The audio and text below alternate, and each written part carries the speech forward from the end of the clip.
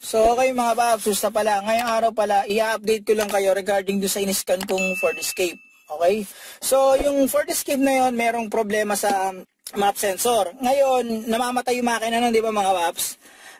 Dumating na yung pyesa, surplus yung binili nila, tapos kinontak ulit ako ng may-ari para i-check kung goods ba yung yung pyesa. So far naman, nung nagpunta ako ron, goods naman. Hindi na namamatay yung makina, okay na yung minor, hindi na pumapalya.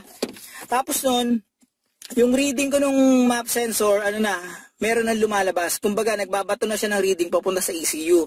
Dati kasi nung in-scan ko yun, lang siya, flat line lang siya. 0.1 yata yun, steady lang, hindi gumagalaw.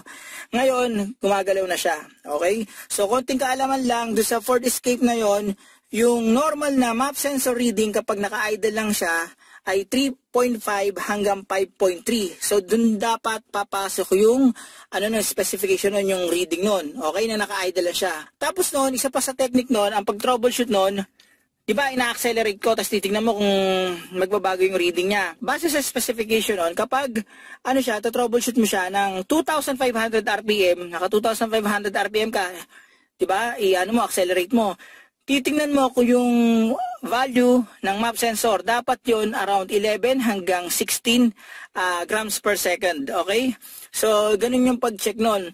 Pero kung halimbawang wala kayong pagbabasihan, tignan nyo yung galaw ng map sensor, i-accelerate nyo, tignan nyo kung yung map sensor nyo gagalaw, kung magkakaroon ng value, okay? Ngayon, konting tip lang, halimbawa, magto-troubleshoot kayo yung map sensor nyo, ang specs nun, halimbawa na 5 grams per second. Naka-idle siya.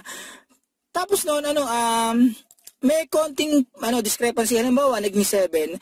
Ang gawin niyo muna doon mga paps, linisan niyo baka mamaya mo dumi, o kaya i-check niyo baka mamaya may vacuum leak. Okay, check niyo lang yung mga hose sa intake, baka mamaya may mga butas o hindi nahigpitan na clamp. Okay, yun ang gawin yung diskarte. Basic niyo muna mga paps. Pero kapag ina-accelerate yun tapos walang pagbabago, ayun, malaki posibilidad map sensor. Kasi yung nangyari dun kasi, chinek naman niya yung connector, yung mga wirings, all goods naman. Nung nagpunta ko ron at saka tinrace ko, nilive data ko yung map sensor, ayun, nahuli na namin. So far, hindi na namamatay ang makina.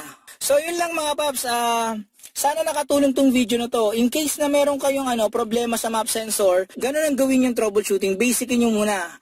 Kung may scanner, live data nyo, check nyo kung magkakaroon siya ng value, okay? So, ipapakita ko sa inyo yung before and after video nung map sensor, nung hindi pa namin pinapaltan at saka nung pinaltan na namin, okay? Papakita ko sa inyo yung reading niya, mga paps. Okay? So, paano mga paps? Maraming salamat sa inyo. Panoorin nyo lang itong video na to. Yan. Medyo mahirap pakita Kung makikita nyo, yung kulay blue, yan yung map sensor, 0.10 gram per second. Accelerate ka na, tignan nyo, maigi Tignan nyo yung asul mga paps Yung asul ang tignan nyo.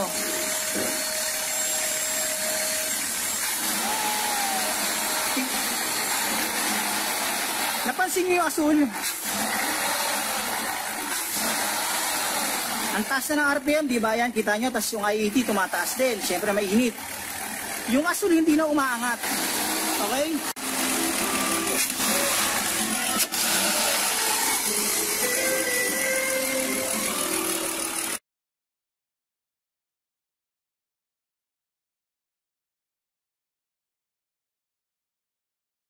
Huwag mo tatapakan